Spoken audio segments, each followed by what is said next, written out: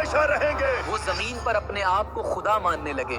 وہ بڑے بڑے پہاڑوں کو تراش کر ان سے محل بناتے تھے اور فخر سے کہتے تھے، دیکھو ہم نے کتنے عظیم شان محلات بنائے ہیں، کیا کوئی ان کو گرا سکتا ہے؟ یہ لوگ حضرت نوح کی نسل سے تھے اور ان کے بیٹے سام کی اولاد میں سے شمار ہوتے تھے۔ اللہ نے ان کو جسمانی طاقت، خوبصورتی، خوشحالی اور وسائل میں خوب نوازا تھا۔ ہماری یہ خوشحالی کون چھین سکتا ہے؟ جو ہم سے ٹکرائے گا ہم اسے برباد کر دیں گے۔ ان کے بدن پہاڑوں جیسے مضبوط، ان کے قد قامت بادلوں کو چھوتے ہوئے، اور ان کے شہر پہاڑوں کے دامن میں۔ ہمیں اس پہاڑ کو کاٹ کر اس میں عالی شان محل تیار کرنا ہے۔ کیا تم نے نہیں دیکھا تمہارے رب نے عاد کے ساتھ کیا کیا؟ ایرم والوں کے ساتھ، ستونوں والے جن کی مانند کوئی قوم زمین میں پیدا نہیں کی گئی۔ یہ قوم جزیرہ عرب کے جنوبی حصے میں موجودہ یمن اور عمان کے درمیان ایک علاقے احقاف میں آباد تھی۔ احقاف کا مطلب ہے ریت کے بڑے بڑے ٹلے۔ اس علاقے میں خوبصورت باغات تھے، چشمے بہتے تھے اور زمین زرخیز تھی۔ یہ سرسبز زمین، یہ پھل، یہ باغات، کیا کوئی ہے جو انہیں تباہ کر سکتا ہے؟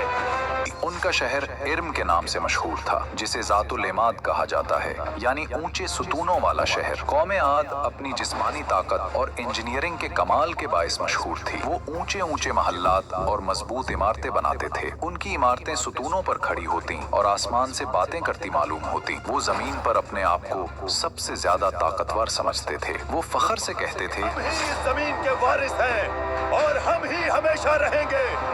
یہ غرور اور یہ تکبر ہی ان کی بربادی کا سبب بنا۔ وہ اس حقیقت سے غافل ہو گئے کہ جس رب نے ان کو قوت دی ہے وہی ان سے یہ قوت چھین بھی سکتا ہے۔ وقت گزرتا گیا اور ان کے دلوں میں کفر اور سرکشی مزید بڑھتی گئی۔ پھر اللہ نے ان کی طرف اپنا پیغمبر حضرت ہود علیہ السلام بھیجا۔ اور یاد کرو عاد کے بھائی ہود کو، جب انہوں نے اپنی قوم کو احقاف میں عذاب سے ڈرایا۔ حضرت ہود ایک نیک، سنجیدہ اور صابر نبی تھے جنہیں اللہ نے اپنی نشانیوں اور اپنی ہدایت کے ساتھ بھیجا تھا۔ وہ اپنی قوم کے سامنے نہایت وقار اور رہنمائی کے ساتھ کھڑے ہوئے اور انہیں سیدھے راستے کی دعوت دی۔ ہم نے بھیجا عاد کی طرف ان کے بھائی ہود کو۔ اس نے کہا، اے میری قوم، اللہ کی عبادت کرو، اس کے سوا تمہارا کوئی معبود نہیں۔ کیا تم پر پرہیزگاری نہیں آئے گی؟ انہوں نے کہا، اے ہود، کیا تو ہمیں یہی کہنے آیا ہے کہ ہم صرف ایک اللہ کی عبادت کریں اور اپنے باپ دادا کے معبود چھوڑ دیں؟ ہم اپنی طاقت اور مضبوط محلات پر ہی فخر کرتے رہیں گے۔ تیرا کہا ہم ہرگز نہ مانیں گے۔ ہود علیہ السلام نے اپنی قوم کو ان کے اعمال کی نشانیاں دکھائیں، ان سے امید و ہدایت کی اپیل کی اور انہیں برائی سے روکا۔ مگر قوم عاد کی سنجیدہ اکثریت ہود علیہ السلام کی نصیحت کو نظر انداز کرتی رہی اور بعض نے تو کھلے الفاظ میں ان کی بات کا مذاق اڑایا اور کہا، اے ہود، تم ہمیں ایک خدا کی داد دیتے ہو اور اس خدا سے ڈرنے کو کہہ رہے ہو جو دکھائی نہیں دیتا۔ جاؤ، ہم کسی سے نہیں ڈرتے۔ کیا اس کائنات میں کوئی ہم سے بھی زیادہ طاقتور ہے؟ اگر ہم سے دوبارہ ایسی بات کی اور بتوں کو چھوڑنے کے لیے بولا تو ہم تمہیں مار ڈالیں گے۔ ان الفاظ میں نصیحت تھی، تلقین تھی اور ایک آخری تنبیہ تھی۔ مگر جن دلوں میں غرور نے گھر کر رکھا ہو، وہاں نصیحت کی آواز پتھر کی مانند ٹکر کھا کر ٹوٹ جاتی ہے، اور انہوں نے یہ تک بول دیا کہ جاؤ، لے آؤ اللہ کا وہ عذاب ہے جس سے تم ڈراتے ہو۔ ہم کسی سے نہیں ڈرتے۔ حضرت ہود علیہ السلام کی مسلسل دعوت کے باوجود قوم عاد ایمان نہ لائی، بلکہ غرور اور تکبر میں ڈوبی رہی۔ جب اللہ تعالیٰ نے ان کی آزمائش کا وقت مقرر کیا تو پہلی نشانی قحط کے ذریعے ان پر عذاب کا آغاز ہوا۔ بارشیں رک گئیں، زمین کی روح خشک ہونے لگی۔ ایک دن وہی آسمان جو ان کے باغوں کو سیراب کرتا تھا خاموش ہو گیا۔ بادل آنا بند ہو گئے، دریا سکڑ گئے، ندیوں کی روانی رک گئی۔ صبح کی ہوا میں جو ٹھنڈک تھی وہ اب گرم ہو چکی تھی۔ ہوائیں چلتی بھی تھیں تو ریت کے ذرات اٹھا، سب زمین آہستہ آہستہ پیلی، پھر بھوری، پھر راکھ جیسی بننے لگی۔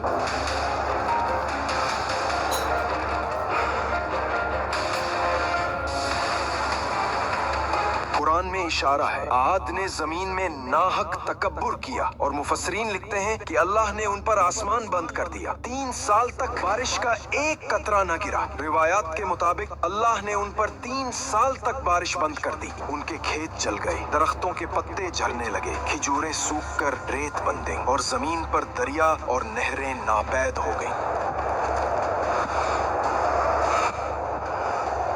औरतें बच्चों को लेकर आसमान की तरफ देखती, मगर वहां सिर्फ धूल और धुआं नजर आता। जानवर प्यास से मरने लगे और फसलों के बीज जमीन में जलकर खत्म हो गए।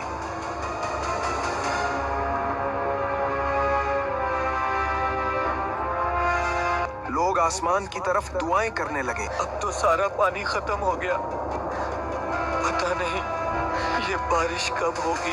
उनके सरदारों ने कहा, ये दुआ नहीं, मजाक था। उनके दिलों में तौबा नहीं बल्कि तकब्बुर था। जाओ खुद से कहो, अगर वो सच्चा नबी है तो अपने खुदा से कहे कि बारिश बरसाए।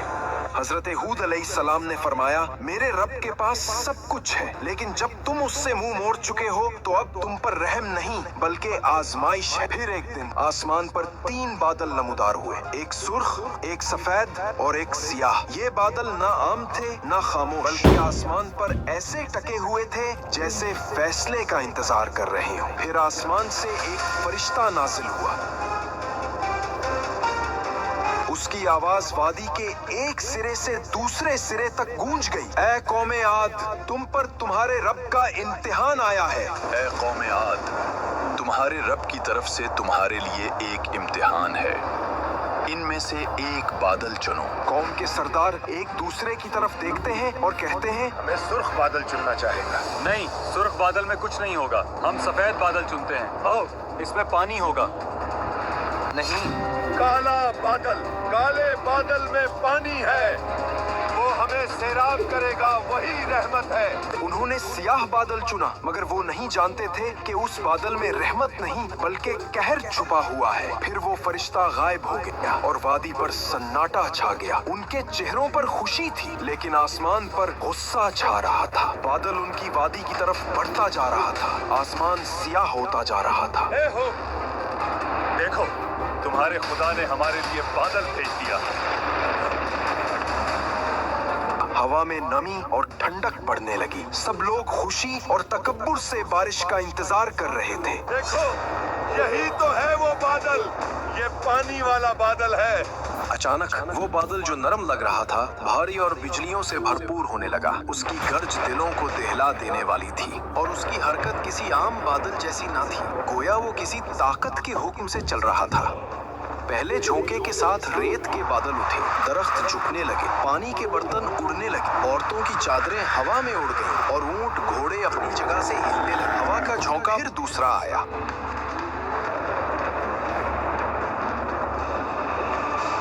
ये कोई आम तूफान न था, ऐसी हवा जिसके साथ पत्थर और रेत के जर्रात गोलियों की तरह चलते थे।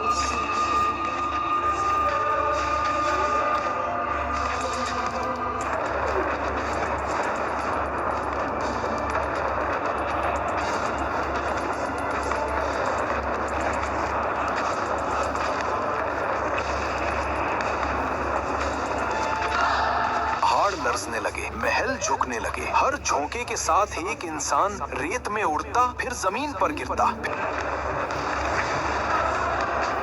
वो आंधी उन पर 7 रात और 8 दिन बराबर चली। इन 8 दिनों में उनके जिस्म रेत के तनों की तरह जमीन पर बिखर गए।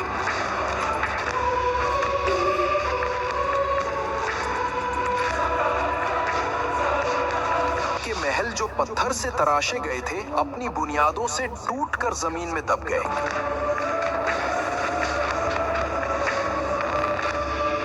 उनके बाग जिनमें कभी खुशबू आती थी अब रेत के नीचे दफन हो गए। और जब वो आंधी थमी तो पूरी वादी एक कब्रिस्तान बन चुकी थी। कोई आवाज, कोई साया, कोई जान बाकी ना रही। cool herbs and creamy swirls.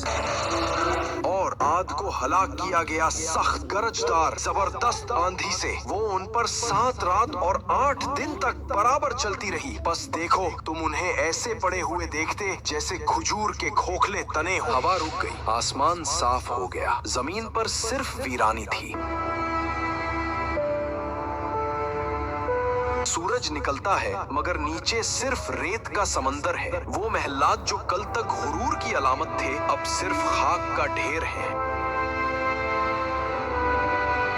और ये हैं आद जिन्होंने अपने रब की आयात झुकला दी और उसके रसूलों की नाफरमानी की और हर जाबिर अनीत के हुक्म की पैरवी की। फिर उस खामोश वादी में एक मकाम पर जिंदगी की हल्की सी जुम्बिश हुई। रेत के पीछे से चंद लोग आहिस्ता आहिस्ता नमूदार हुए।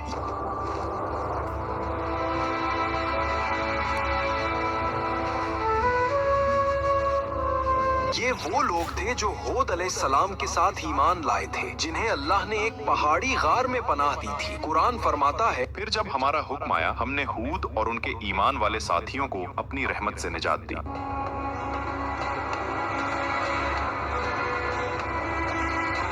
हूद अलैहिस्सलाम ने अपने कदमों के नीचे कौमे आद की बाकियात देखी। वही लोग जो कल तक कहते थे हमसे ज्यादा शान और शौकत वाला कौन है, आज रेत में मदफून मट्टी के तने बन चुके थे। और ये हैं आद जिन्होंने अपने रब की आयात झुकला दी और उसके रसूलों की नाफरमानी की और हर जाबिर अनीत के हुक्म की पैरवी की। हजरत हूद अलैहिस्सलाम अपने ईमान वालों के साथ पहाड़ के किनारे पर खड़े होकर खामोशी से वादी को देखा और अल्लाह के बारगाह में दुआ की, ऐ मेरे रब, तू रहम फरमाने वाला है। हमने तेरी निशानियों को देखा और तेरा इंसाफ समझ लिया। हमें उन रास्तों पर कायम रख जो तेरे मानने वालों के लिए है और हमारे दिलों को तकब्बुर से बचा। यूं हूद अलैहिस्सलाम की कौम मिट गई मगर उनकी दावत, उनकी नसीहत